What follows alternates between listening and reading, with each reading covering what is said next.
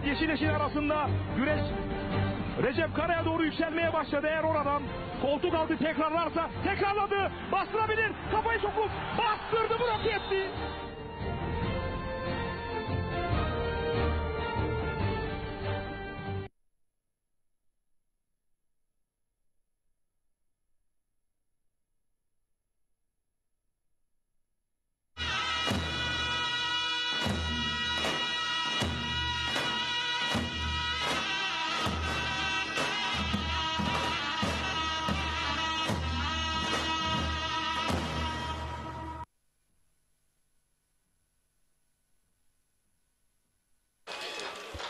Sevgili seyirciler, merhaba. Gaziantep'ten mutlu günler diliyoruz. Şahinbey Belediyesi Geleneksel Sporlar Merkezi'nde CV Enerji Türkiye Yağlı Güreş Ligi'nde 2024 sezonunda sezonun ikinci etabı başlıyor. İlk etap Manavgat'taydı ve Manavgat'ta yapılan 12 Mayıs tarihinde 10-11-12 Mayıs tarihinde yapılan bu ilk etabın ardından Haziran ayının ilk gününde Gaziantep'te de yine güreşler başlıyor.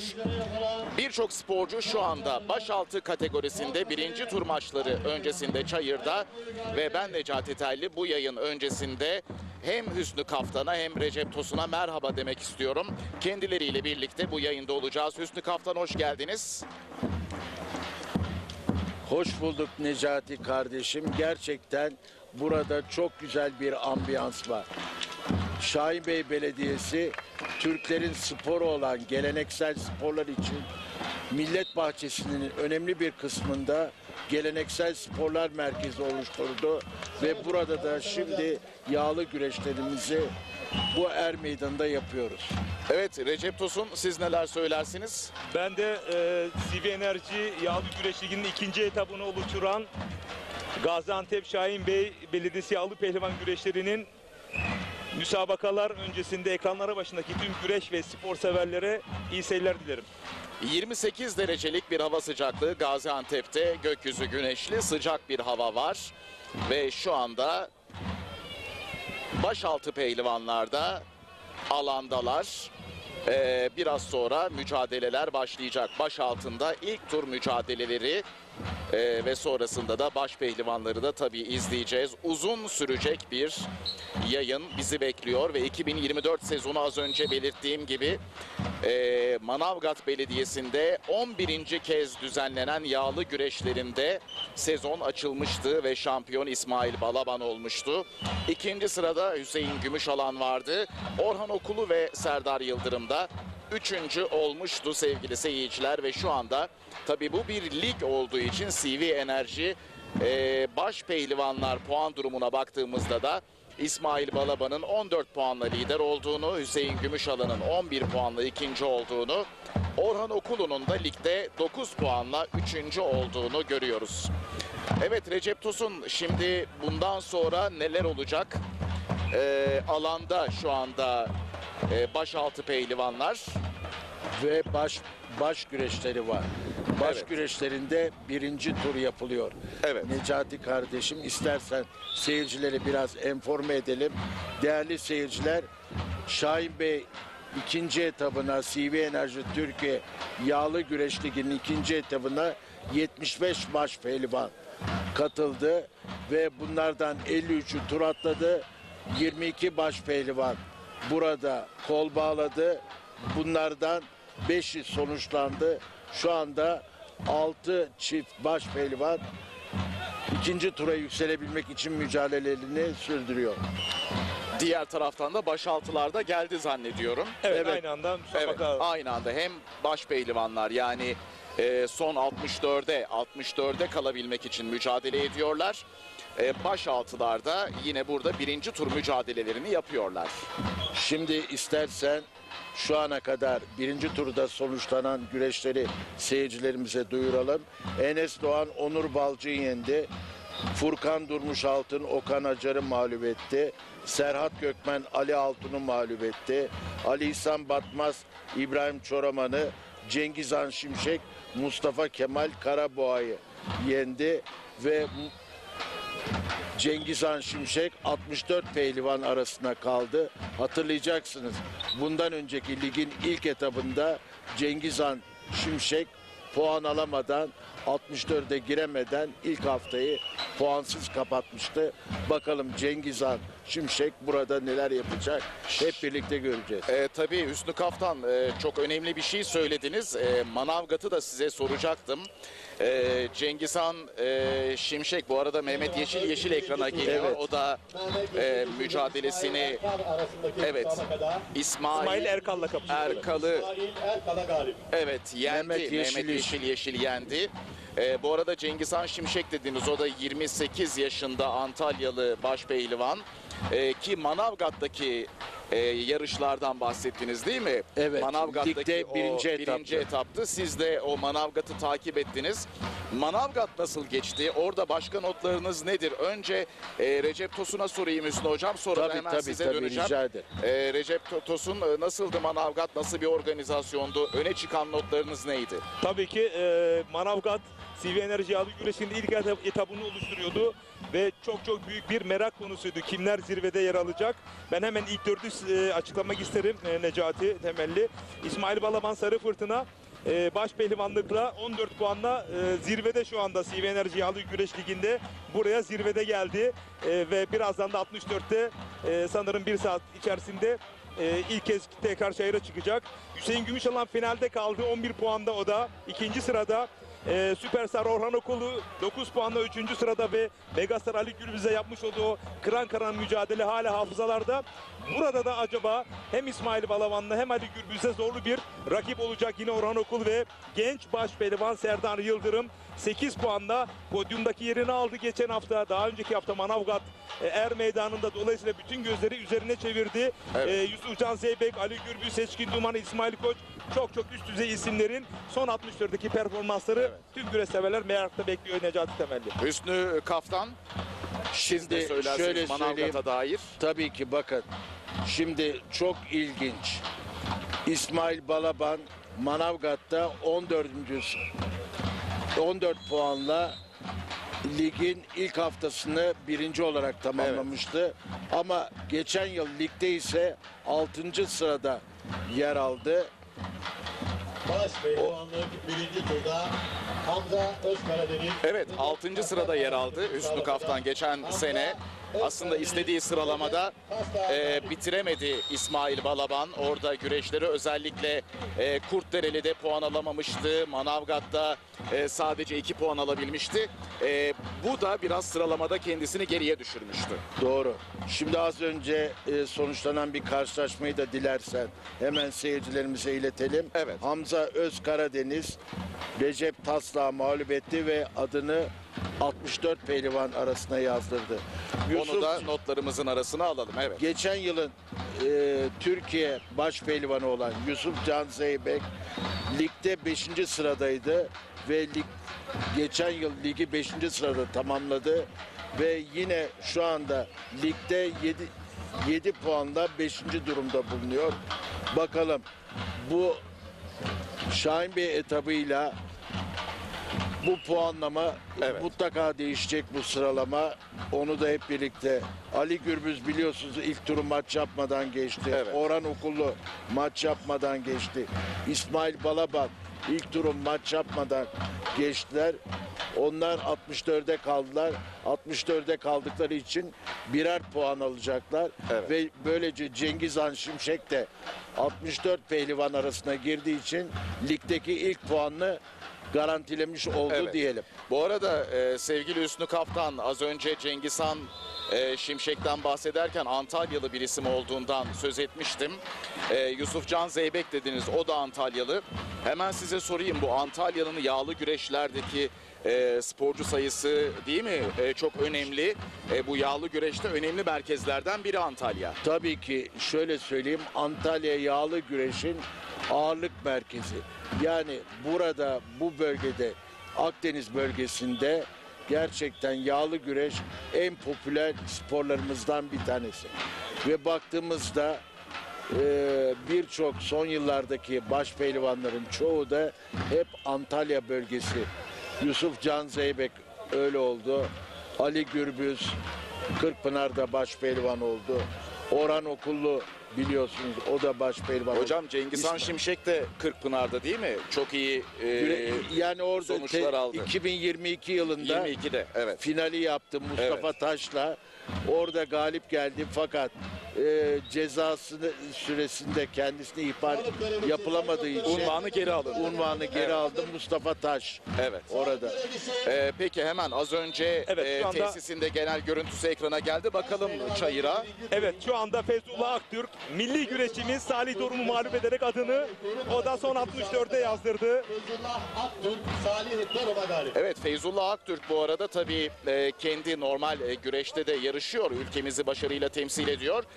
Sikleti sevgili seyirciler, olimpik bir siklet olmadığı için izin aldı federasyondan ve yağlı güreşlerde de yarışabiliyor bu sporcumuz. 25 yaşında kendisi ve gerçekten ülkemize hem dünya şampiyonalarında hem Avrupa şampiyonalarında madalyalar kazandırdı.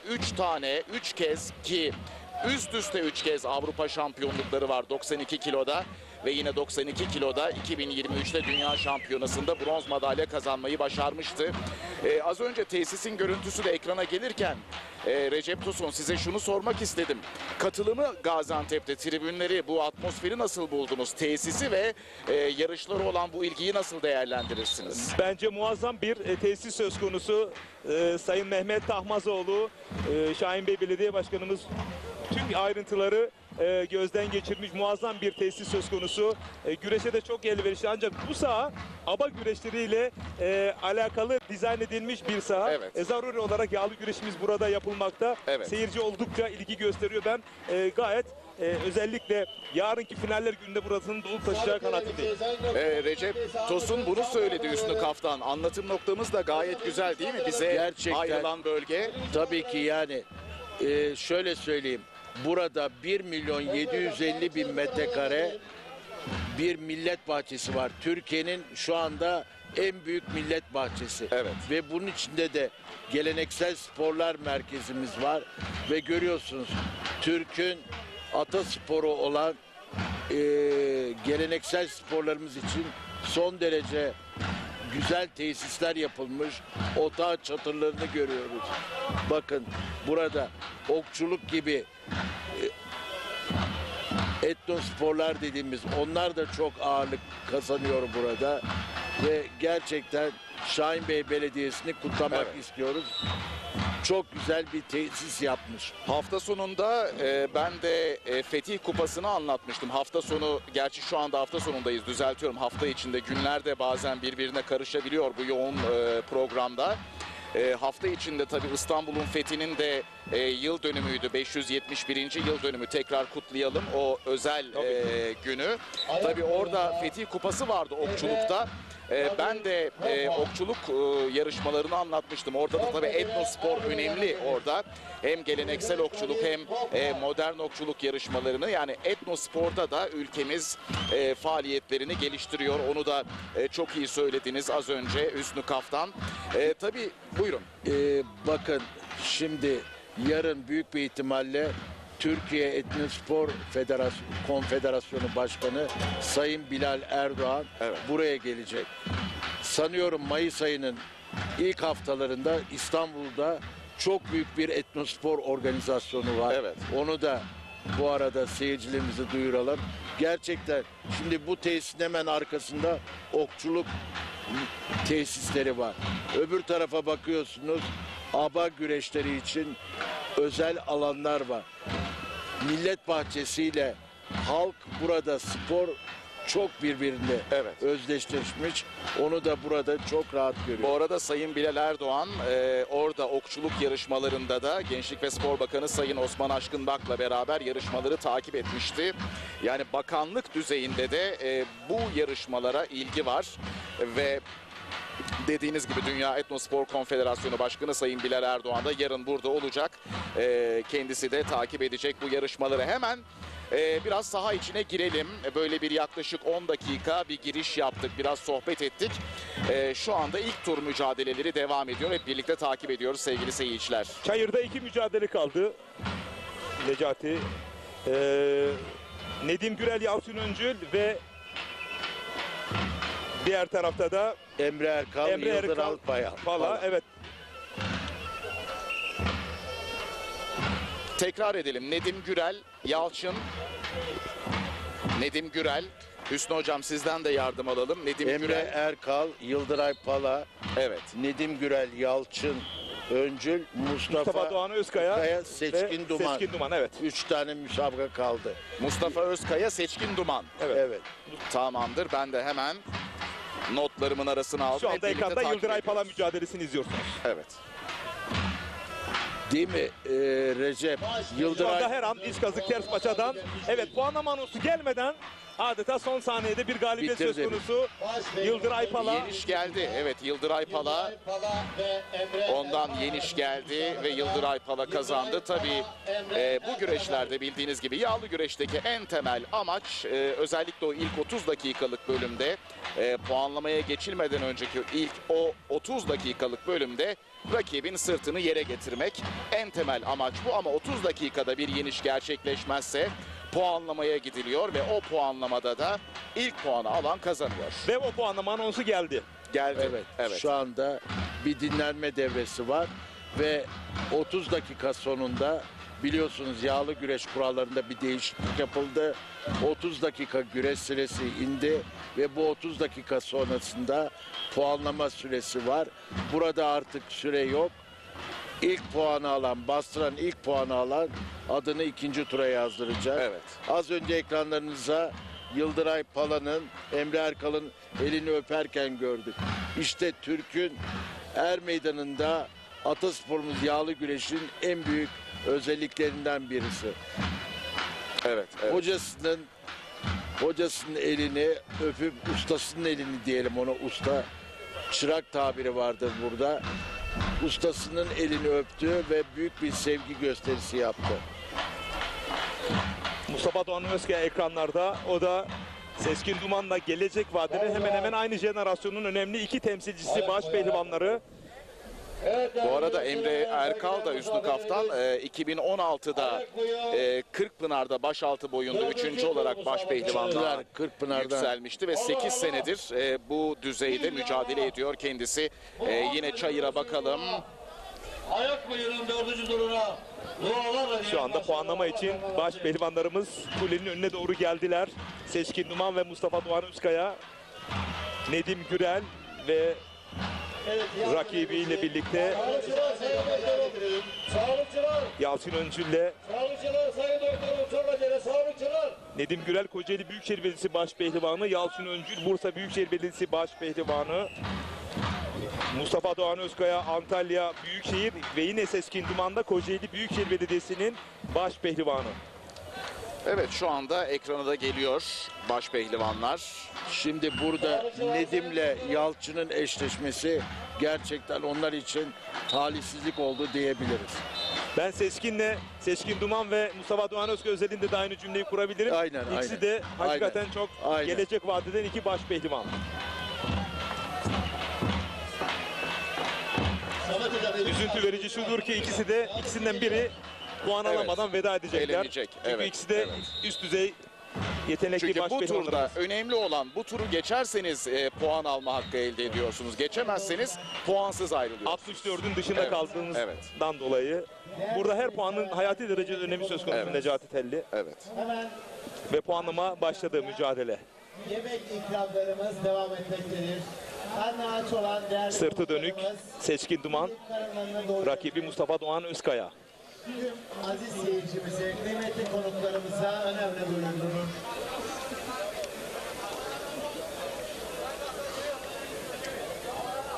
Üç numaralı çayır hakemi çok tecrübeli. Üstü patron yönetiyor bu zorlu iki genç baş pehlivanımızın müsabakasını. Ben herhangi bir ithar duymadım iki baş pehlivan Hayır, özelinde. hayır, yok. Evet. Şu ana kadar yok.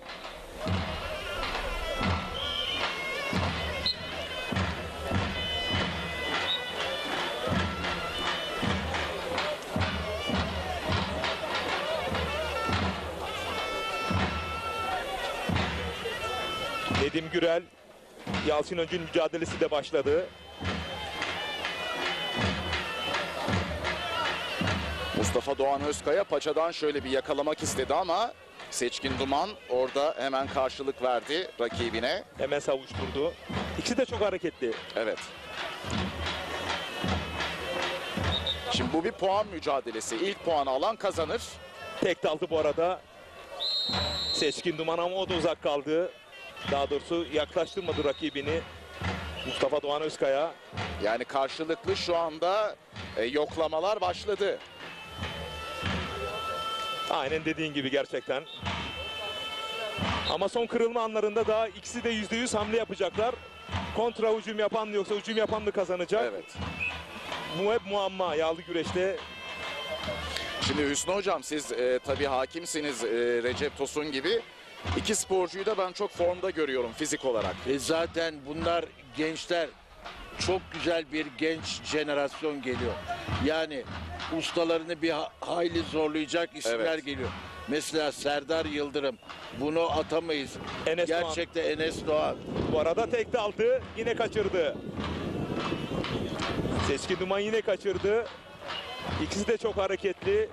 Ben güreşin iki taraf özelinde de gelgi taşıyacağı Evet. kanaatindeyim. Yani çok çevik iki sporcu da. Çok çevik. Bu yüzden hem ikisi de atak yapmak istiyor, oyun yapmak istiyor ama bir taraftan da savunmalar da kuvvetli. Yani öyle kolay değil.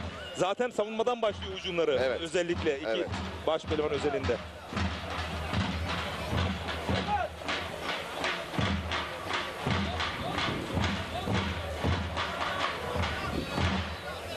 Nedim Gürel, Yalçın Öncül mücadelesi de devam etmekte. Bu mücadelenin hemen yanında. İki çiftimiz kaldı. Az önce bu arada... Budamak istemiş ama tek daldığında kaçırmış. Evet.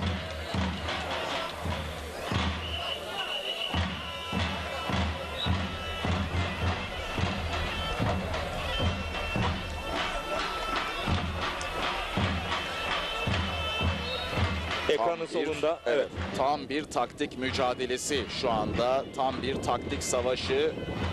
Bu iki önemli baş pehlivanın bakalım hangisi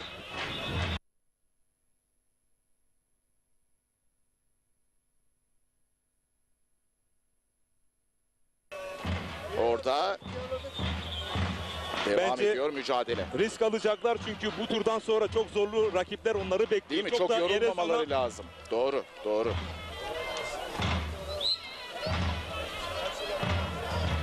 Bir anda dolanmak istedi, uzak kaldı. Evet, Yine paçaya uzandı, koltuk altından arayışında budayabilecek mi? Evet, paçadan budadı, sırt aşağı net bir Evet. galibiyetle Mustafa Doğan Özkaya. Şahin Beyler Meydanı'nda çok güçlü bir giriş yaptı, moral buldu. gerçekten Mustafa Doğan Özkaya ki Recep Tosun siz de söylediniz yani çok uzamaz. İki sporcu da hemen bitirmek ister dediniz ki tabi enerjilerini çok daha tasarruflu kullanmak isteyeceklerdi. Önce kasnaktan da yakalamak istedi Mustafa Doğan Özkaya, sonrasında paçadan yakalayınca rakibini indirdi ve puanı aldı.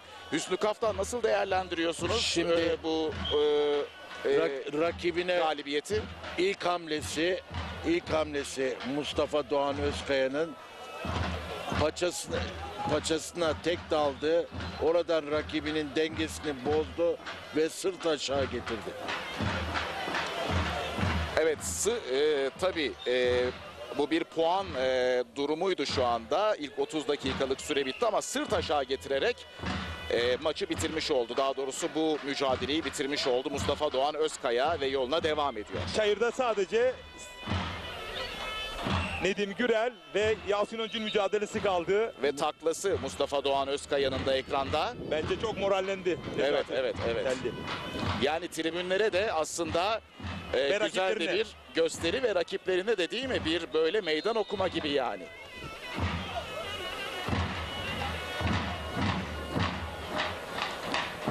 Mustafa Doğan Özkaya Manavgat'ta 2 puan almıştı sevgili seyirciler. Bakalım burada puanı ne olacak? Kırkpınar'da 2022'de başaltı üçüncülüğü var. Önemli performansları söz konusu kendisinin. Ve bakalım bu sezon ondan çok şeyler bekleniyor. Baş altında 3. olduğu için o yıl başa yükseldi. Evet, Mustafa evet. Doğan Öztürk. Yani başta aslında ilk yılları diyebiliriz. Tabii Recep kardeşim onları çok daha yakından takip ediyor. Kariyeri adına en büyük sıçrayışı Elmalı güreşlerinde yaşamıştı. Çeyrek finale kalmıştı. O kendi kariyeri adına Evet, çok evet. büyük bir başarıydı. Bakalım bu yıl tekrar edebilecek mi? Ekranın sağında Kocaeli Büyükşehir Belediyesi Başpehlivanı Nedim Gürel ve rakibi Bursa Büyükşehir Belediyesi Başpehlivanı Yalçın Öncül tek bir mücadele kaldı. Yalçın Öncül. Evet. Bursa Büyükşehir Belediyesi Başpehlivanı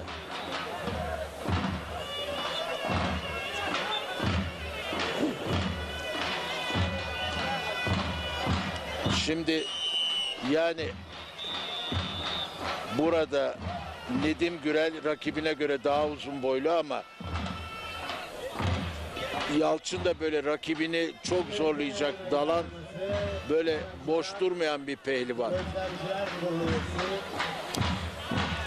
Eski milli güreşçi. Burada alınacak her puanın hayati derecede öneminden bahsettik. Bu turu geçenler aldıkları bir puan bile çok çok kıymetli. CV Enerji Yağlı Güreş Ligi'nin tamamında ve toplamında biliyorsunuz Elmalı'da finali olacak CV Enerji Yağlı Güreş Ligi'nin.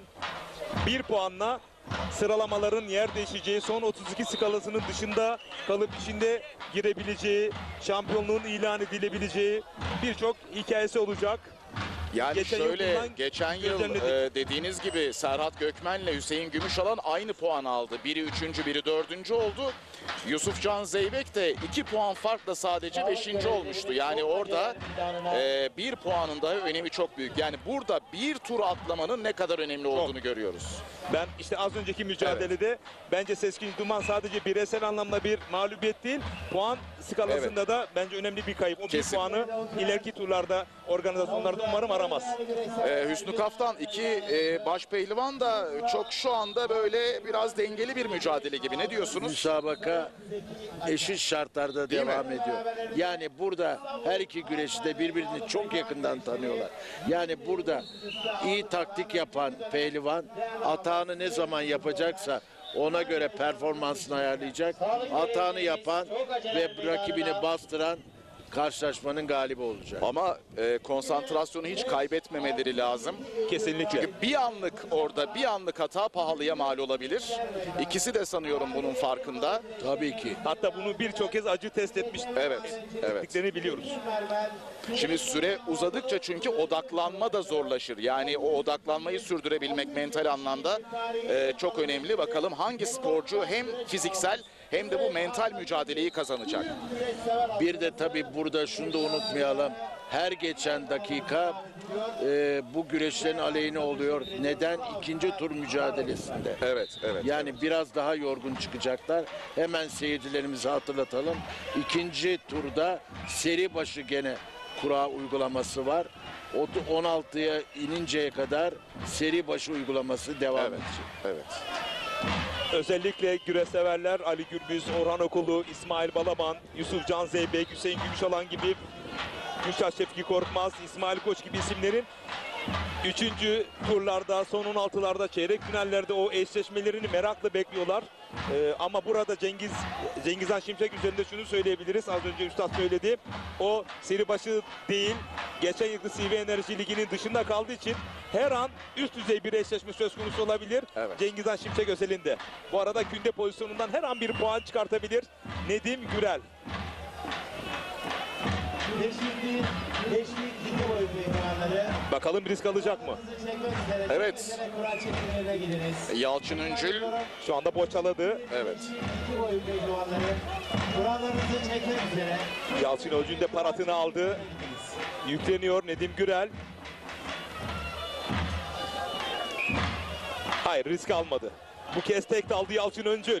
Dış kasnaktan Nedim Gürel. Her an puan çıkabilir mi? Güçlü şekilde yükleniyor ama uzaklaştı. Güreş bir Yakalayamadı. gittik bir geldi. Alkış yapalım pehlivanlar, alkış. Her meydanına gerçekten İşte bu efor biraz da müsabakalar da fiziksel olarak düşüş yaşatıyor baş pehlivanlarımıza. Nedim Gürel ve Şimdi Yalçın Öncül bakıyoruz. arasındaki müsabakada Yalçın Öncül başpehlivana ikinci ihtar verilmiştir. Evet, ihtar geldi. İhtar geldi bu arada. Bu ihtar neden geldi hocam? Hemen Evet, onu az sizden önceki alalım. Nedim Gürel'in hamlesinden sonra Evet. Yalçın Öncül ikinci ihtarı aldı. İhtarlarda 2-0 önde Nedim Gürel. Üçüncü ihtarla diskalifiye olabilme ihtimali artık Evet. ortaya çıkmış oldu. Bu da Yalçın Öncül için iyi bir haber değil. Tekrar görelim az önce yaşananları. İşte bu hamleden sonra ikinci ihtarı kule hakemleri gösterdi. Eserler yine er meydanımızı Teknik Kurul Başkanımız, Türkiye Geleneksel Güreşler Federasyonu Teknik Kurul Başkanımız Asresi Hataylı. Nedim Gürel de geçen sezonu 14. sırada bitiren Recep Kılıç pehlivan. meydanımıza teşriflerdir. Kendilerine komitemize 35 yaşında, Kocaeli Gölcük doğumlu. Ve bakalım burada Yalçın Üncül'le olan mücadelesinde iki baş pehlivan da az önce birbirlerini yokladılar. Puanı almaya çalıştılar. Biraz şu anda tempoyu düşürdüler. Çok aceler meydanına büyük ortalar. Hüsnü Kaftan şimdi burada ne olur bundan sonra? Şimdi burada artık atak göreceğiz. Yani sonuç alıcı atağa gitmesi lazım. Uzun sürdü biraz değil mi? Mesela az Tabii yani önceki şeyde mücadele çok çabuk şu bitti. an öbürleri Puanda. 30 dakikada bitti Evet. ama 2 tane güreş puanlamaya kaldı.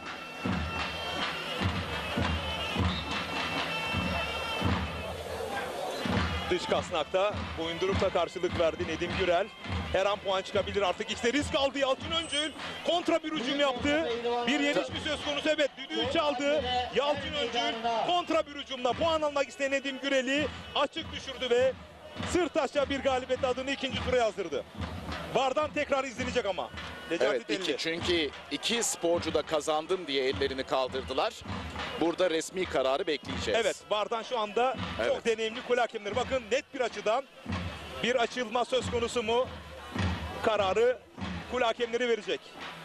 Gerçekten kule hakemlerini çok zorlayacak bir Kesin. pozisyon. Çünkü burada az önce yavaş gösterimde izledik. Nedim Gürel böyle açık düştü mü düşmedi mi o çok çabuk döndü. Sol kalçasının üzerinde bakalım, anons mutlaka gelecektir. Dediğiniz gibi çok çabuk döndü. Hatta yani tam sırt üstü düşmemiş de olabilir orada. Orada biz de açı da bizi yanıltıyor olabilir tabii. Şu anda resmi açıklama geldi mi? İşte tekrar izliyoruz bu arada. Bence karşılaşma bitti. Kule hakemlerinin kararı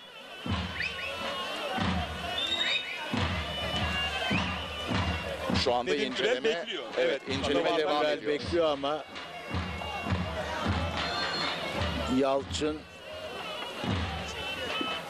Nedim'in elini öptü ve ayrıldı orada. İşte yağlı güreşin izlenebilirliği, popülaritesinin yüksek oluşunun en büyük nedeni. Nedim Gürel daha üstün güreşiyordu. İki ihtarlı güreşen Yalçın Öncül risk aldı ve kontra bir hücumla Birinci turda Yalçın Öncül, Nedim Gürel arasındaki müsabakada Yalçın Öncül, Nedim Gürel'e galip. Evet, Yalçın Üncül Karar kazanıyor. Yalçın Evet. Üncül kazanıyor. Resmi açıklamada geldi sevgili seyirciler. Az önceki o pozisyonu sevgili yönetmenimizden rica edebilir miyiz? Oradaki o anı, yani maçın bitiş anını tekrar burada değerlendirebiliriz belki. Yalçın Üncül oradan ne yaptı da kazandı tekrar izleyebiliriz. İşte yine izliyoruz sevgili seyirciler. evet yan kazıktaydı, oradan bitirici darbesini de sağ ayağıyla beraber rakibi Nedim Gürel'i açtı. Sol kalçasının üzerinden payanda gibi açılmış. Dolayısıyla yağlı güreşte şöyle bir tabiri vardır. Bir pehlivan bu kadar açılır ya da bu kadar yenilir tabiriyle kule hakemleri de deneyimli. Kule hakemleri de bu doğrultuda kararlar verdiler. Hemen durumu çözdüler ve Çok da izlemeye kararı verdiler. gerek duymadılar. Evet. Bu arada şu anda 64 belli oldu. Evet, Baş şimdi- pehlivanlarda. Şimdi istersen ilk turun bir değerlendirmesini Tabii yapalım. tabii hocam. Birinci turda Enes Doğan Onur Balcı'yı mağlup etti. İkinci tura kaldı 64 baş pehlivan arasına. Furkan Durmuşaltın Okan Acar'ı yendi. Yıldıray Pala Emre Erkal'ı, Serhat Gökmen Ali Altun'u mağlup etti. Mustafa Doğan Özkaya puanlamada Seçkin Dumanı, Mehmet Yeşil, İsmail Erkalı, Yalçın Öncül, Nedim Güreli, Hamza Özkaradeniz, Recep Taslağ, Ali İhsan Batmaz, İbrahim Çoraman'ı, Cengizhan Şimşek, Mustafa Kemal Karaboğa'yı, Feyzullah Aktürk'te minder güreşindeki şampiyonumuz Feyzullah Aktürk'te Salih Dorum'u mağlup etti. Adını 64 pehlivan arasına yazdırdı. Sevgili seyirciler, muhabir arkadaşım Fatih Ata şu anda bakıyorum. Hazır Fatih Ata ve sözü ben kendisine veriyorum. Yanında konuğu var. Necati Deli teşekkür ediyoruz. Başpehlivanların ilk tur karşılaşmaları sona erdi ve son 64 karşılaşmaları başlamadan önce röportajlarımızda saha içinden devam ediyoruz. Metin Şenel var yanımızda. Merkez Hakem Komitesi Sekreteri. Güreşler gerçekten çok hızlı başladı. Artık başpehlivanlıkta da 64 tur maçı başlayacak.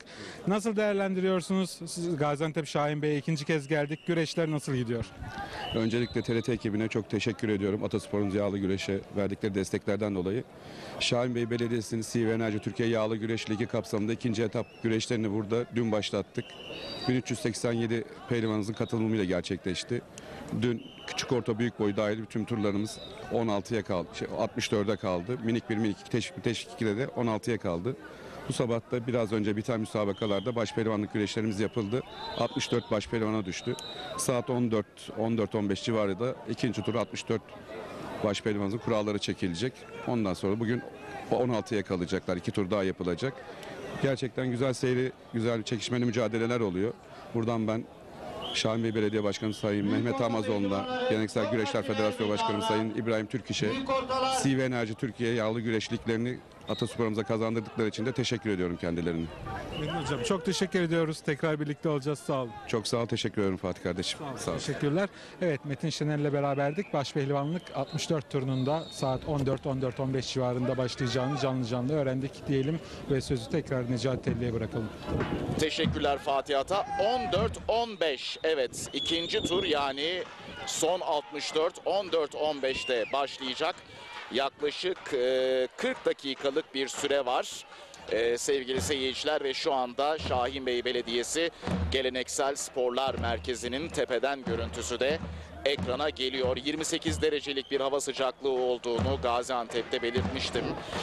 Tabii merak edenler olabilir. Yağlı güreşi yakından takip edenler biliyordur ama sevgili hocam Hüsnü Kaftan, bu tabii çok sıcak değil şu anda hava. Yani Gaziantep şartlarına göre. Çünkü yeni yaz mevsimine giriyoruz ama ilerleyen aylarda, ilerleyen haftalarda, diğer etaplarda çok sıcak olduğunda bu sporcuları nasıl etkiliyor? Şimdi şunu söyleyeyim Necati kardeşim. Özellikle yağlı güreş, sıcak güreşler hep kendilerini sıcak havaya göre. Özellikle bakın Kırkpınar'da hava sıcaklığı 38-39 derece. Bir de o toprağa vurduğu vakit toprağın verdiği ısıyla birlikte 40 derecelerin üzerine çıkıyor. O yüzden yağlı güreşte pehlivanlara zeytinyağı sürülüyor. O zeytinyağı sürülmesinin sebebi şu: gözleri yakmıyor. Yakmadığı için de yağlı güreşte pehlivanlar zeytinyağı kullanıyorlar. O nedenle hava sıcaklığı zaten pehlivanların büyük bir kısmı hep kendini yağlı güreş genellikle Nisan ayında başlayıp Ekim ayına kadar devam ettiği için özellikle pehlivanlar kendilerini yaz aylarındaki uygulamaya göre hazırlıyorlar ve ona göre bir altyapı hazırlığı yapıyorlar. Evet. Bu arada başaltılar şu anda Baş altında Çayır'da. güreşler devam ediyor. Orada güreşler devam ediyor. Biz baş pehlivanların 64 maçlarını bekliyoruz. Saat 14.15'te başlayacak 64 maçları. Bu arada bantlarımız da var. Önemli bantlarımız da var. Hüsnü Kaftan. Beraber o bantlara bakalım. Hangi bandı izleyicilerimizle paylaşabiliriz?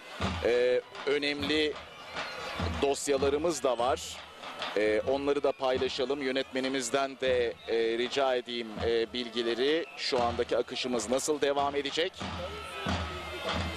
Şimdi bir taraftan tabii davul zurna hiç susmuyor Hüsnü Kaftan. Yani bu yarışmalar boyunca önemli unsurlarından biri yağlı güreşin. Şimdi şöyle söyleyeyim. Türklerin ana sporu yağlı güreş. O nedenle davul ve zurnasız yağlı güreşi asla düşünemeyiz. Onun için çok önemlidir davul ve zurna. Peki o zaman izleyicilerimize biraz sonra tanıtalım davul zurna bölümünü. Çünkü Fatih Ata'nın yanında yine bir konuğu var. Sözü Fatih Ata'ya verelim. Necati Teyli teşekkür ediyoruz. Baş pehlivanlığın artık son 64 turu başlamadan önce röportajlarımız da devam ediyor. Gaziantep Şahin Bey'deyiz ama tabii CV Enerji Yağlı Güreş Ligi etap devam eden bir organizasyon ve bundan bir sonraki organizasyon yani 3. organizasyonda Kocaeli Seka Park'ta olacağız. 21-22 Haziran'da yanlış hatırlamıyorsam ve bu organizasyonun sorumlularından birisi Alparslan Arslan var, müdürümüz. Hoş geldiniz öncelikle Antep'e. Bir taraftan da Şahin Bey'de gerekli tüyoları alıyoruz sanırım. Seka Park'ta neler yapabiliriz, ne gibi hazırlıklar olabilir gibisinden. Neler bekliyor bizi Kocaeli Park? Hoş bulduk. Öncelikle Gaziantep Şahin Bey Belediyesi'nin düzenlemiş olduğu CV Enerji Türkiye Yağlı Güreş Ligi'ne herkese başarılar dilerim. Seyircilerimize iyi seyirler dilerim. Kazasız belasız bir sezon başladı inşallah da. 3. etabında Kocaeli Büyükşehir Belediye'mizin doçent doktor Büyükşehir Belediye Başkanımızın düzenlemiş olduğu, tertip komite başkanı düzenlemiş olduğu güreşlere tüm sporcularımızı, seyircilerimize davet ediyoruz. 21, 22, 23 Haziran'da yapılacak bu sene. Yani tarihi Kırkpınar güreşlerinden 2 hafta önce son lig güreşi, Kırkpınar'dan önce son lig güreşi olarak düzenlenecek. 16. Seka Park Altın Kemer Yağlı Güreşleri olarak bu sene de inşallah güzel güreşler seyredeceğiz. Sayın Müdürüm şunu merak ediyorum bir güreş sever olarak. Bir taraftan baktığınızda tam Kırkpınar öncesi güreşçilerin en formda olduğu zaman olarak düşünebiliriz. Bir taraftan da Kırkpınar öncesi güreşçilerin riske almak istemeyecekleri bir zaman dilimi olarak nitelendirebiliriz. Nasıl görüyorsunuz? Aslında şöyle, Kırkpınar öncesi son büyük randevu olarak Seka Park güreşleri olacak. Hem kendilerini Kırkpınar öncesinde son deneme güreşleri olarak yani form düzeylerini görebilecekler. Zaten ondan sonra da 2 hafta kala biraz daha performanslarını koruma adına hem dinlenme gibi bir süreleri de olacak önlerinde. Bence 2 hafta ideal bir süre. Yani son hafta olsa belki biraz daha riskli olabilir ama 2 hafta ideal bir süre. Yani daha önceden de Kırkpınar güreşlerine 2 hafta önce çok büyük güreşler oluyordu. Seka Park güreşlerine biz Haziran ayının ortalarına son yıllar yapmaya çalışıyoruz. Hem Kırkpınar'a son bir hazırlık olsun, sporcular kendilerini orada son performanslarını görmüş olsun. Hem de Kocaeli'de ve Türkiye'deki güreş seyrisine iyi bir güreşleri izletmek için böyle bir karar aldık. Devam ettiriyoruz inşallah. O zaman 21, 22, 23 Haziran'da Kocaeli Seka Park'ta görüşmek üzere diyeyim.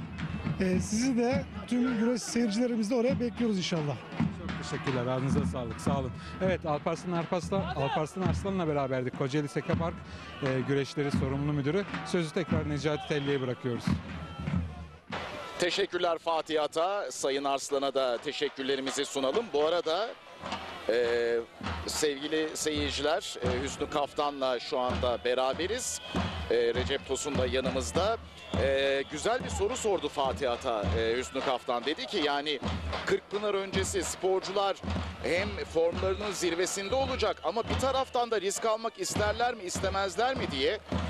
Bununla ilgili de ben izleyicilerimize bir örnek paylaşmak istiyorum. Geçen hafta sonunda Ankara'da modern pentatlon dünya kupası yarışmalarını anlattım. Orada bizi olimpiyatlarda temsil edecek sporcumuz İlke Özyüksel üçüncülük madalyası aldı. Benim oradaki düşüncem şuydu. İlke kendini zorlar mı, zorlamaz mı? Çünkü Temmuz ayında olimpiyatlar var. Ama İlke sevgili hocam son 500 metrede öyle bir efor sarf etti ki sanki olimpiyat şampiyonluğu için yarışır gibi bütün gücünü harcadı. Ve sonrasında da dedi ki ya bu bir olimpiyat provasıydı. Tabii ki bütün... Kemaloğulları AŞ'nin sunduğu Gaziantep Şahin Bey güreşleri devam edecek.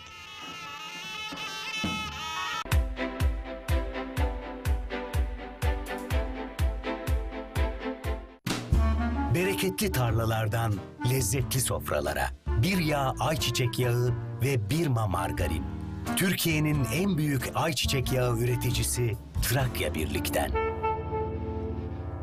310 metrekare parsellerimizin her birisi 399.000 TL. Tapu masrafı yine bize ait değerli izleyenler. Ekin Gayrimenkul, Ekin TV ve Radyo Ekin güvencesiyle. Şu anda hemen arayın. Burada 41 parsel var. Belki bir ayda bitecek, belki 10 günde bitecek. Çünkü konum olarak güzel. Şu anda ben kadastro yolunun üzerindeyim. Kadastro yoluna cephe.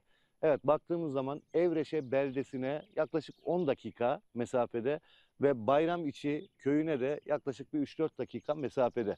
Güzel konumda dediğim gibi, manzarası güzel. 0212 594 4 594 telefon numaramız. 0212 594 4 594. Arayın, bilgi alın, yerinizi ayırttırın. Ücretsiz servislerimiz var. Her pazar Beylikdüzü'nden saat 11'de Cumhuriyet Durağı'na yakın ofisimiz var. Ekin Gayrimenkul, oradan kalkıyoruz. Gelin, yerinizi ayırttırın. 0212 594 4 594. Evet, numaramızı verdik değerli izleyenler. Şu anda bunun tanıtımı radyomuz Radyo Ekin 94.4'te Ekin TV ekranlarında dönmeye başladı. Bu projede de yerinizi almak istiyorsanız, kazançlı bir alışveriş yapmak istiyorsanız Ekin Gayrimenkul'ü tercih etmenizi öneriyorum. Pazar günleri ben de geliyorum. Sunumda yine ben de varım. Tapuda ben de varım. Ne yapıyoruz? Geldiniz.